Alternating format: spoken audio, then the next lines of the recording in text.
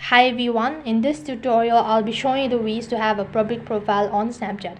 So the ways to create or have a public profile on Snapchat, it's very simple.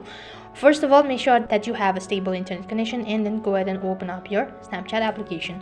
So in order to have or create a public profile, you need to make some changes with your settings. So first of all, go to your Bitmoji icon from the left hand side corner and go to gears. While you tap the gear icon, and it's going to direct you to the settings page. Over here you'll need to go ahead and select notification first of all. So here what you need to do is whatever the settings you've made it on my friends or only me, you need to make or switch it over to everyone.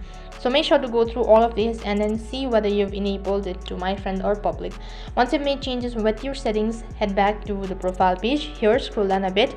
Since I already have a public profile, I have the interface something as my public profile, but if you don't have a public profile and you're new to it, you'll be able to see an option as create public profile. So basically you have to tap on it and follow the prompt. All the steps are very simple. All you have to do is just create a profile picture, give a bio, add a picture, and all that interface. Your profile should look something like this instead of the followers, and you should start following people, you should start following new trends and all that. So in this way you can have a public profile on Snapchat. That is all for this video.